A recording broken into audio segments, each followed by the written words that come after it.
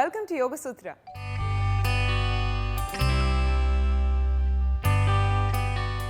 ఇవాల్టి యోగ సూత్రలో కృష్ణ గారు మనందరికీ ఏ ఆసనం పరిచయం చేస్తున్నారో చూద్దాం.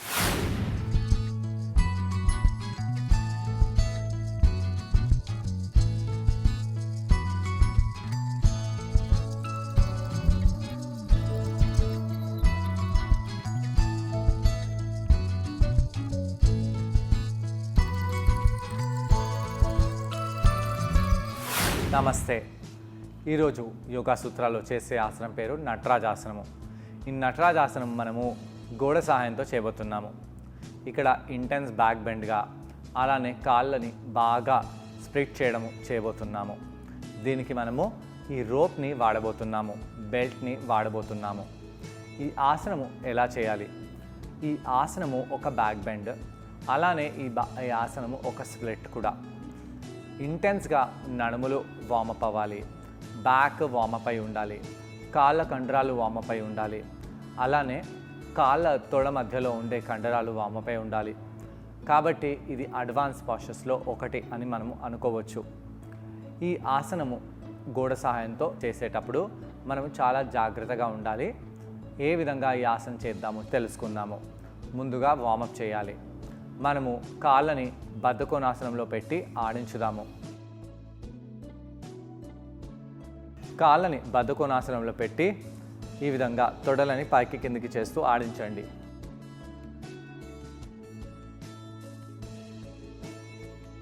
శ్వాస తీసుకుంటూ శ్వాసని వదిలేస్తూ తొడలని బాగా కదిలించాలి.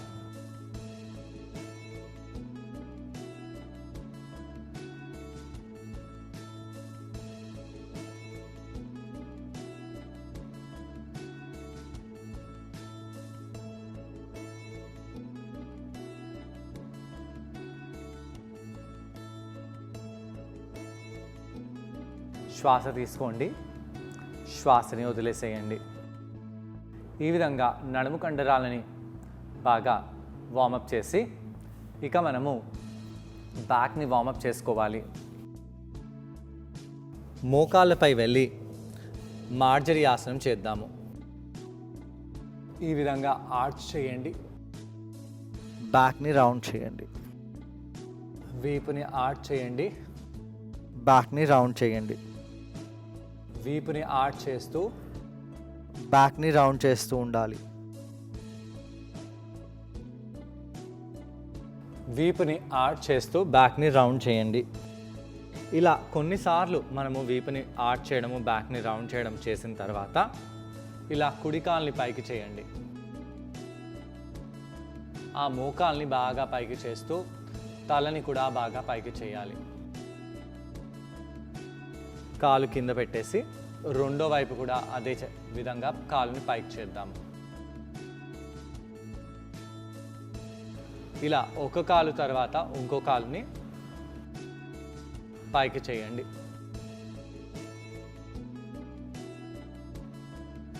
దీని తర్వాత కుడి కాలుని పైకి చేసి ఎడమ చేతితో పట్టుకొని పైకి అనాలి.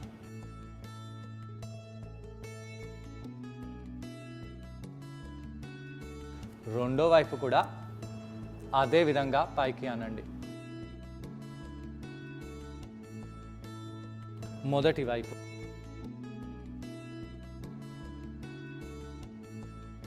రెండో వైపు,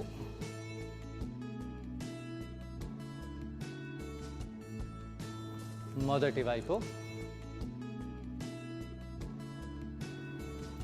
రెండో వైపు,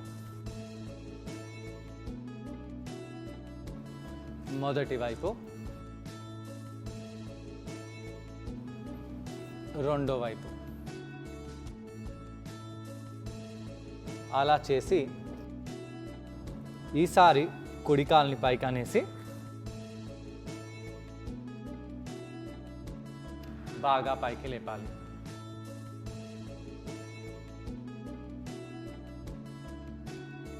రెండో వైపు,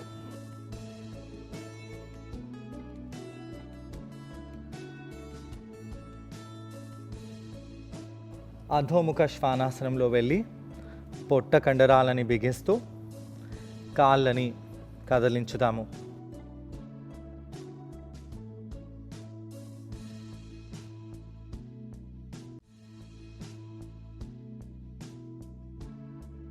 కుడి కాలుని ఇలా పైకి లేపేసి ముందుకు తెచ్చి హనుమానాసనం చేసేలాగా చేద్దాము. అర్ధ హనుమానాసనం నుంచి ఇంకొద్దిగా డీప్గా వెళ్తూ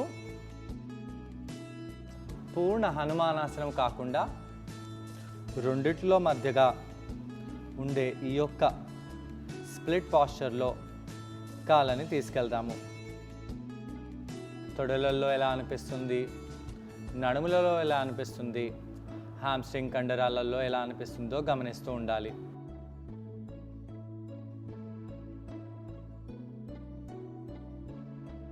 శ్వాస తీసుకుంటూ శ్వాసని వదిలేస్తూ ఇక్కడ కొంత సమయం పాటు ఉండి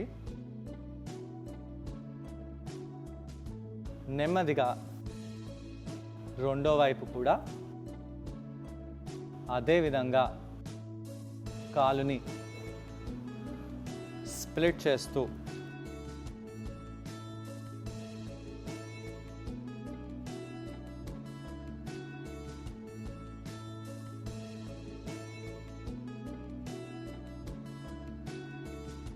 కిందికి వెళ్ళడానికి ప్రయత్నించాలి.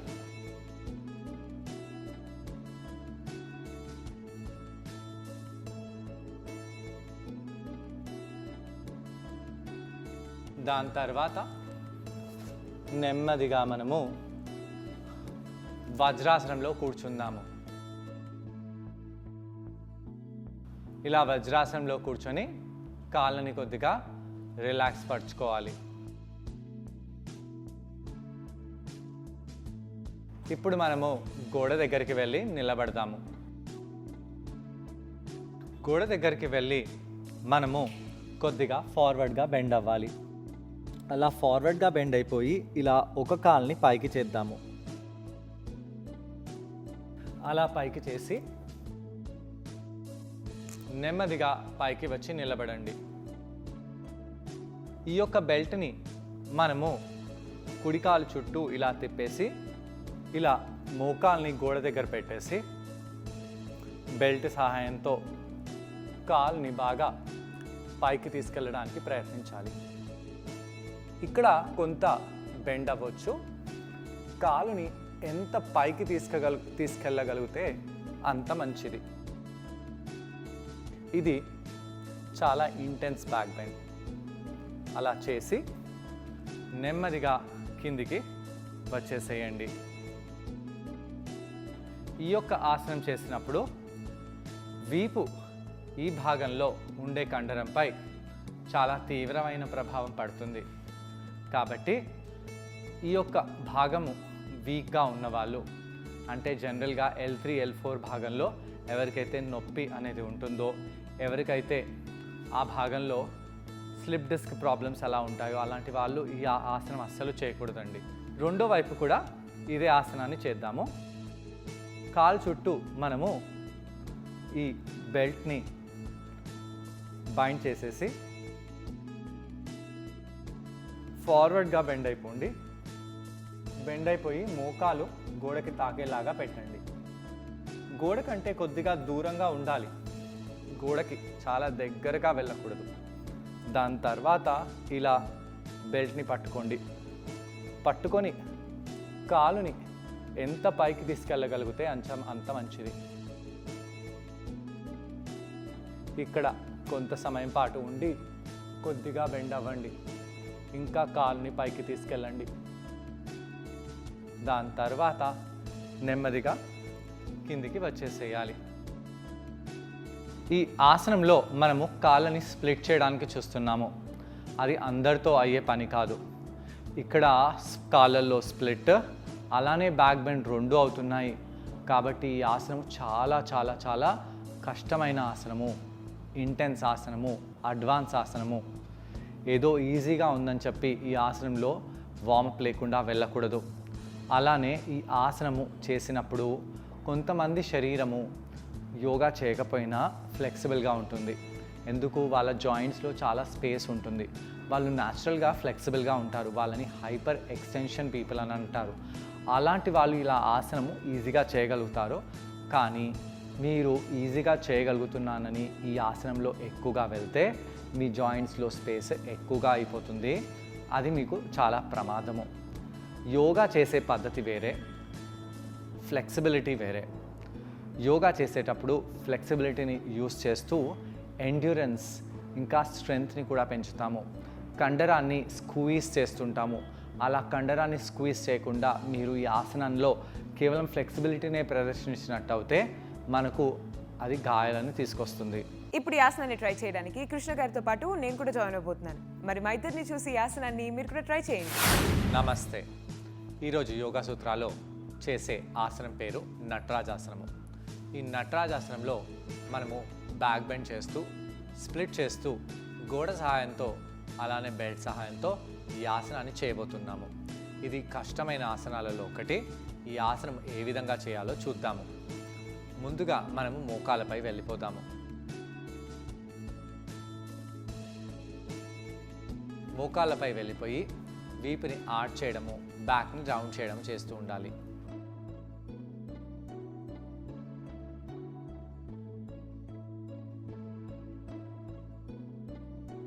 కొన్నిసార్లు మనము వీపుని ఆర్చ్ చేస్తూ, బ్యాక్ని రౌండ్ చేస్తూ మార్జరీ ఆసనం చేయాలి.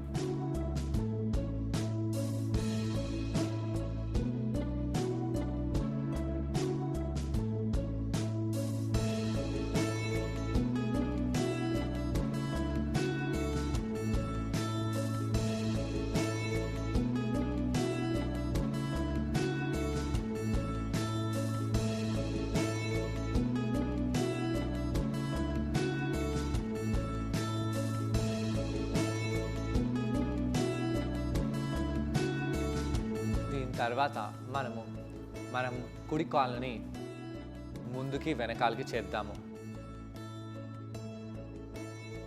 శ్వాస తీసుకుంటూ వెనకాలకి చేసి శ్వాస వదిలేస్తూ ముందు వైపు చేయాలి.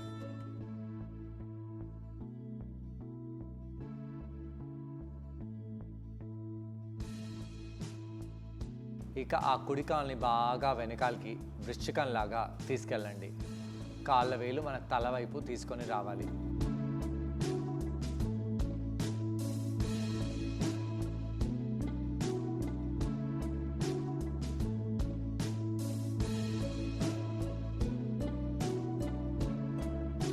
దాని తర్వాత నెమ్మదిగా మన ఎడమ చేతిని వెనకాల తీసుకెళ్ళి కాళ్ళ వేళ్ళని పట్టుకొని ఇంకా కాళ్ళ వేళ్ళని ఆకాశం వైపు పైకి చేయాలి.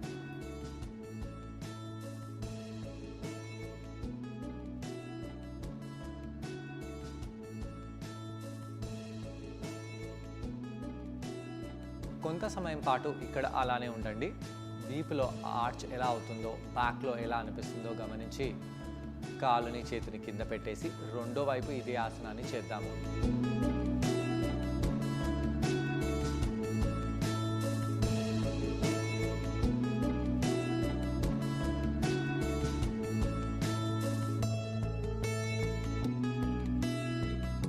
కొన్నిసార్లు అలా కాలుని ముందుకి వెనకాలకి చేయడము, దాని తర్వాత కాలుని తేలు లాగా అలా పైకి చేయడము, అలా చేసి దాని తర్వాత కుడి చేతితో ఆ కాలుని పట్టుకోవడము. కొంత సమయం పాటు ఇక్కడ అలానే ఉండండి.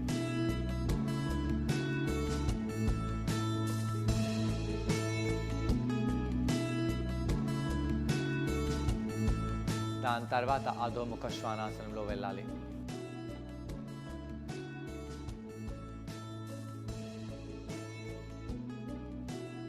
ఇక్కడ నుంచి మనము కుడి పాదాన్ని చేతుల మధ్యలో పెట్టేసి అర్ధ హనుమానాసనంలో వెళ్దాము.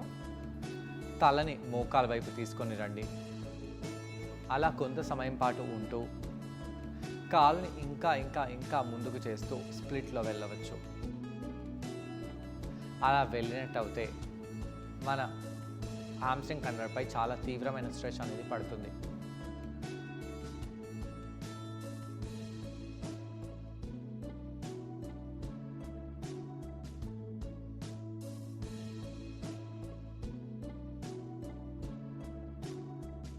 కొంత సమయం పాటు ఇక్కడ అలానే ఉండండి. తలని మోకాలికి తాకడానికి కిందికి తీసుకెళ్ళాలి. దాని తర్వాత నెమ్మదిగా కాళ్ళని మార్చుతాము.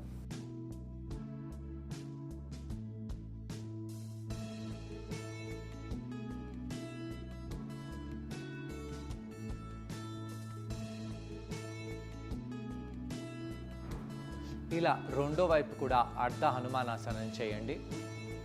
తలని బాగా కిందికి వచ్చేలాగా చూడాలి.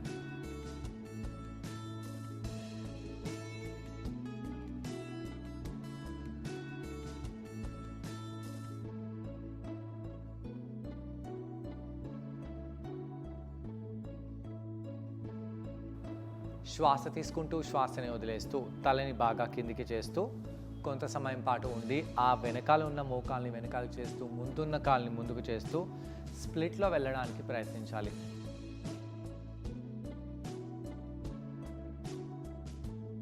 అయితే మనము ఎంతవరకు చేస్తున్నామో కెపాసిటీ కంటే ఎక్కువగా పుష్ చేయకూడదు.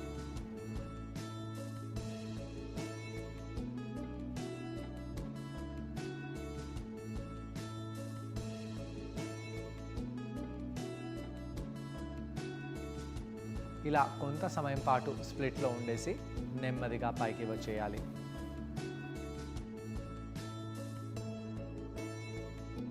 ఇప్పుడు మనము గోడ వైపు వెళ్దాము. ఈ విధంగా మనము కాలుని వెనకాల గోడకి సపోర్ట్ చేసి నెమ్మదిగా కాలుని పైకి లాగాలి. అలా పైకి లాగినప్పుడు మనము కొద్దిగా బెండ్ అవ్వాలి.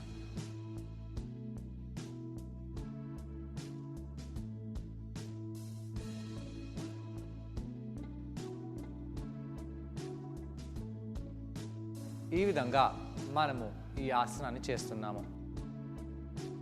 నెమ్మదిగా వెనకాల ఉన్న కాలు కంప్లీట్గా ఆకాశం వైపు స్ట్రైట్ అవుతుంది. అదే ఈ యొక్క ఆసనము. చూసారు కదండి, ఈ ఆసనం పేరు నటరాజాసనం. ఈ ఆసనాన్ని మనం బెల్ట్ సహాయంతో, గోడ సహాయంతో చేసాం. ఈ ఆసనం చేయడం వలన కాళ్ళలో మంచి స్ట్రెచ్ లభిస్తుంది. స్పెషల్గా హ్యామ్స్ట్రింగ్ కండరాలపై మంచి ప్రభావం పడుతుంది. అలాగే వీపు భాగం, నడుం భాగం కూడా బాగా స్ట్రెచ్ అవుతుంది. వీటన్నిటితో పాటు కాళ్ళ ఫ్లెక్సిబిలిటీ బాగా ఇంక్రీజ్ అవుతుంది. కాళ్ళు బాగా టోన్ కూడా అవుతాయి. దాని తర్వాత రెండో వైపు.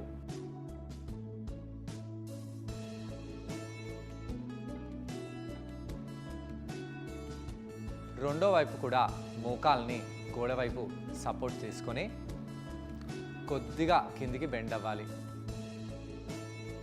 బెండ్ అవుతూ ఆ బెల్ట్ని రెండు చేతులతో పట్టుకొని బాగా పైకి వచ్చేలాగా చూడాలి.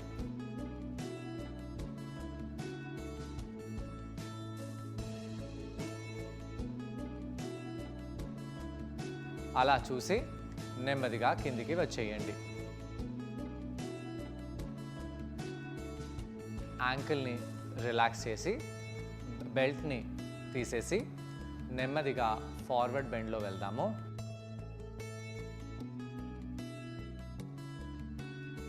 దాని తర్వాత చైల్డ్స్ పోజ్లో వెళ్ళి రిలాక్స్ అవ్వండి.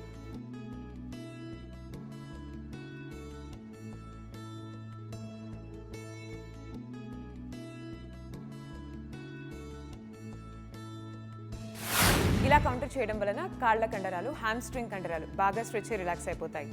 ఇవాల్టి యోగ సూత్రలో కృష్ణ గారిని మనం అడగబోయే ప్రశ్న ఏంటంటే, ఈ ఆసనం చేసేటప్పుడు మనం అందరం ఎటువంటి జాగ్రత్తలు పాటించాలి? ఈ ప్రశ్నకు సమాధానం కృష్ణ గారిని అడిగి తెలుసుకుందాం.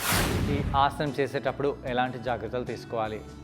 ఈ ఆసనం చేసేటప్పుడు బ్యాక్లో ఎలా అనిపిస్తుందో, కాళ్ళలో ఎలా అనిపిస్తుందో, మన పరిస్థితి ఏంటి, ఈ ఆసనంలో ఎంత ఛాలెంజింగ్గా ఉంది అనేది గమనిస్తూ ఆసనాన్ని చేయాలి.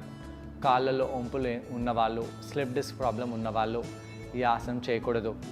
అలానే నడుములలో కూడా చాలా స్టిఫ్నెస్ ఉన్న వాళ్ళకు కూడా ఈ ఆసనం కొద్దిగా కష్టంగా అనిపిస్తుంది. గోడ సహాయాన్ని ఉపయోగించాలి. అలానే నెమ్మదిగా ఈ ఆసనాన్ని చేయండి. గాయాలను తెచ్చుకొని మన శరీరాన్ని హింసించకూడదు. సో చూసారు కదండి, ఇవాల్టి యోగ సూత్రలో నటరాజాసనం.